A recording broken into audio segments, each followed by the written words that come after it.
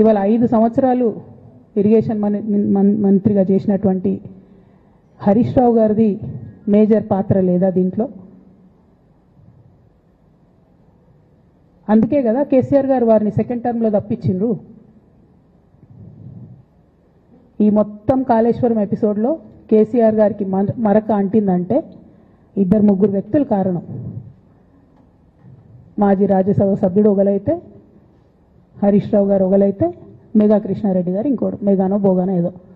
ఈ పెద్ద పెద్ద కాంట్రాక్టర్లు అందరితో కుమ్మక్కై కేసీఆర్ గారు ప్రజల కోసం ఆలోచన చేస్తే, నీళ్ళ కోసం ఆలోచన చేస్తే, వీళ్ళు సొంత వనరుల కోసం, డెవలప్మెంట్ కోసం, ఆస్తులు పెంచుకోవడం కోసం ఆలోచన చేసి ఇవాళ మీ వల్ల రేవంత్ రెడ్డి లాంటి వ్యక్తి, తెలంగాణ ఉద్యమానికి సంబంధం లేని వ్యక్తి, కేసీఆర్ గారి కాలి గోటికి సరిపోని వ్యక్తి, ఆయన నిలబడి కేసీఆర్ గారిని చేయెత్తి చూపించి కేసీఆర్ గారి మీద సిబిఐ ఇవాళ నేను వేస్తా అని చెప్తున్నాడంటే కారణం ఎవరు దీనికి?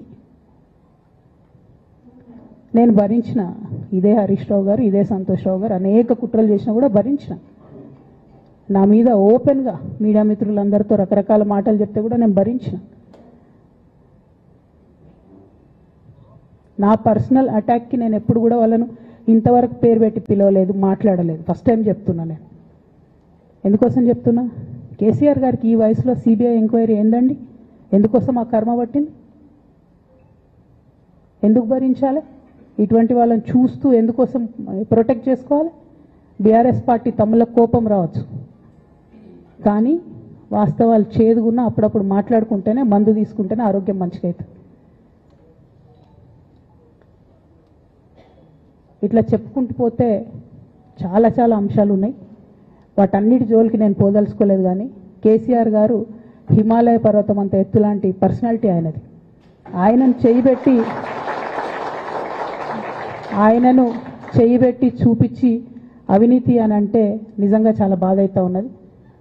ఎందుకంటే నా పెళ్ళి చేయడానికి కూడా ఇబ్బంది పడ్డటువంటి వ్యక్తి ఆయన. రాజకీయాలలో 40-50 ఏళ్ళు ఉంటే కూడా ఆస్తులు సంపాదించుకోలే కేసీఆర్ గారు.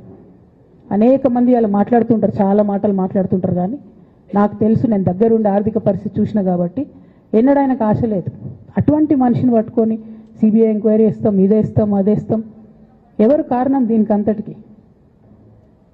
ఈ చేతగాని కాంగ్రెస్ ప్రభుత్వం మీ ఏసీబీ వాళ్ళు పోయి కాళేశ్వరంలో పనిచేసిన 3 ఇంజనీర్లను పట్టుకుంటే ఒక్కొక్క ఇంజనీర్ దగ్గర 100 కోట్ల ఆస్తులు వెళ్తే మీకు ఎందుకు ఎంక్వైరీ చేసే దమ్ము లేదు? వాళ్ళు వెనకాల ఎవరున్నారో ఎందుకు ఎంక్వైరీ చేస్తలేరు? ఖచ్చితంగా నేను ఇవాళ చెప్తా ఉన్నా, హరీష్ రావు గారు వెనక, సంతోష్ రావు గారు వెనక రేవంత్ రెడ్డి గారు ఉన్నారు. వాళ్ళని ఖచ్చితంగా కాపాడతారు అన్ని విషయాలను. వాళ్ళని ఏమనరు, వాళ్ళ గురించి ఏం మాట్లాడరు. బాణం ఎంతసేపు కేసీఆర్ గారి మీద ఉంటుంది. కేసీఆర్ గారిని మాట్లాడాలి, కేసీఆర్ గారిని బదనాం చేయాలి.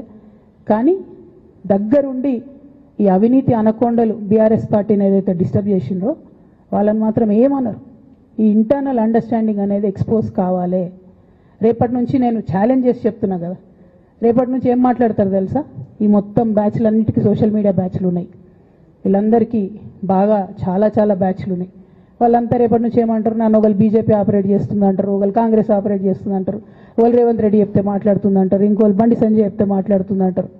ఖబర్దార్ బిడ్డ, నేను ఎవరు చెప్తే ఆడేటటువంటి తోలుబొమ్మని కాదు. నాది నాది నాది నాది కేసీఆర్ బ్లడ్, నాది తెలంగాణ బ్లడ్. ఇండిపెండెంట్గా నేను అనుకున్న విషయాన్ని చెప్తున్నాను. దానికి పొలిటికల్గా ఇబ్బంది అయినా, కష్టమైనా, నష్టమైనా నేనే భరిస్తా. కానీ దేవుళ్ళ లాంటి మా నాన్నను ఇవాళ సిబిఐ ఎంక్వైరీ చేసిండ్రంటే కడుపు రగులుకపోతా ఉంది ఒక బిడ్డగా. అందుకే చెప్తున్నా, ఇన్ని రోజులు చెప్పలే. ఆ మధ్యలో పోయినసారి నా కొడుకు గ్రాడ్యుయేట్ అయినప్పుడు వచ్చినప్పుడు నేను మా నాన్నకు రాసుకున్న లెటర్ లీక్ చేస్తే కూడా ఆ 70, 80, 90 రోజుల నాకు నరకం చూపిస్తున్నారు. ప్రతిరోజు సోషల్ మీడియాలో ఇష్టం వచ్చినట్టు రాపిస్తున్నారు. ఎప్పుడు వీళ్ళ పేర్లు తీసుకోలే, ఇష్టం వచ్చినట్టు ప్రెస్ వాళ్ళకు మాట్లాడుతూ చాలా విషయాలు చెప్తున్నారు. ఎప్పుడు వాళ్ళ పేర్లు తీసుకోలే. ఇలా తీసుకుంటున్నా, ఎందుకంటే విషయం నాది కాదు. ఇది తెలంగాణ పరువు ప్రతిష్టకు సంబంధించిన విషయం. ఇలా దేశంలో ఏ మూలకు పోయినా, ఎక్కడికి పోయినా కేసీఆర్ అంటే ఒక మహానాయకుడు, త్యాగం చేసిన నాయకుడు అని చెప్పి మాట్లాడతారు. రేపటి నుంచి ఏం మాట్లాడతారు? సిబిఐ ఎంక్వైరీ చేస్తే ఏం మాట్లాడతారు? కేసీఆర్ అంటే సిబిఐ కేసు అంటారు. మా నాన్న పరువు పోతే నాకా బాధ, మీకా? మీకు పైసలు కావాలి కదా, మీకు పేరుతోనేం పని? ఇంకా కూడా ఈ విషయాలు అర్థం చేసుకోకుండా ఇంకా కూడా ఇటువంటి వ్యక్తుల్ని దూరం పెట్టుకోకుండా ఉంటే ఇక కేసీఆర్ గారి మీద సిబిఐ కేసు వేసేటటువంటి స్థాయికి వచ్చినాక ఏం పార్టీ ఉంటేంది పోతేంది. బీఆర్ఎస్ పార్టీ నాయకులు నన్ను తిట్టుకున్నా సరే, లోకల్ బాడీ ఎన్నికలలో నాకు నష్టం జరుగుతుంది అనుకున్నా సరే, మా నాన్న మీద సిబిఐ ఎంక్వైరీ పడ్డాక ఏముంది, తొక్కల ఎలక్షన్ ఒకటి గెలుస్తారు, ఒకటి ఓడిపోతారు. అసలు ఓడిపోయే పరిస్థితి ఎట్లా వచ్చింది? ఇటువంటి దుర్మార్గుల వల్ల కాదా వచ్చింది? ఆలోచన చేసుకోవాలి కదా. అంటే నా దగ్గర పైసలు ఉన్నాయి, టీవీలు ఉన్నాయి, సోషల్ మీడియాలు ఉన్నాయి, ఏటు పడితే అటు మాట్లాడతామంటే తోలు తీస్తాం చెప్తున్నా నేను. గీత గీసుకుంటాం బిడ్డ. మీరు ఒక్క కమెంట్ పెడితే మేము 10 చేస్తాం. ఏది పడితే అది మాట్లాడచ్చు సోషల్ మీడియాలో అనుకుంటూ చూసుకుంటూ ఊరుకుంటున్నా.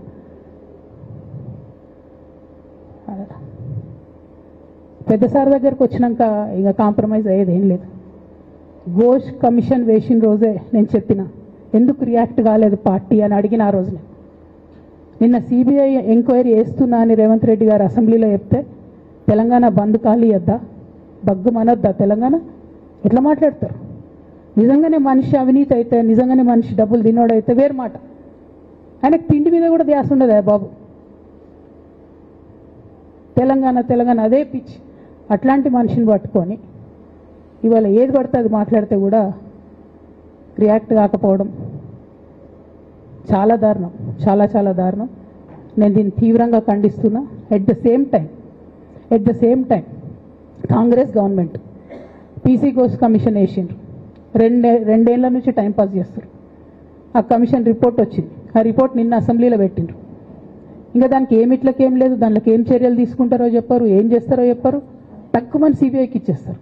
అంటే ఇది ప్రీ ప్లాన్డ్, ప్రీ మెడిటేటెడ్, ఖచ్చితంగా కేసీఆర్ గారి ప్రతిష్ట దెబ్బతీయాలనేటటువంటి ప్రీ మెడిటేటెడ్ అటాక్ తప్పితే ఇంకోటి కాదు. ఇన్ని ఏజెన్సీస్ ఉన్నాయి రాష్ట్ర ప్రభుత్వంలో. మీ ఏసీబీకే దొరికింది కదా ఇదే కాళేశ్వరంలో అవినీతి తిమంగళాలు. ఏమైంది అది? ఏమైంది? ఆ రిపోర్ట్ ఏమైంది? వాళ్ళ మీద చర్యలు ఏమైనాయి? దాని కంక్లూజన్ ఏంది? ఒక్క చిన్న ఎంక్వైరీ కూడా ఇప్పటివరకు కంక్లూడ్ చేయలేదు కాంగ్రెస్ గవర్నమెంట్. ప్రచారం ఎక్కువ, పని తక్కువ. ఎప్పుడైనా మీ తప్పిదాలు బయటపడుతున్నాయి అనుకుంటే, ఎప్పుడన్నా ప్రజలు తిరగబడతారు అనుకుంటే వెంటనే ఒక రిపోర్ట్ వేయాలి, వెంటనే కేసీఆర్ మీద ఒక ఆరోపణ చేయాలి. ఇప్పటికి కూడా రేవంత్ రెడ్డి గారికి కేసీఆర్ గారి పేరు చెప్పుకోకపోతే ఆయన ఫోటో కూడా పేపర్లో వేరేమని భయం పాపం. అందుకని ఆయన రోజు పొద్దుగాలేస్తే కేసీఆర్ని తిట్టుడే తప్పితే ఇంతవరకు కూడా వేరే ఆలోచన చేయడం లేదు.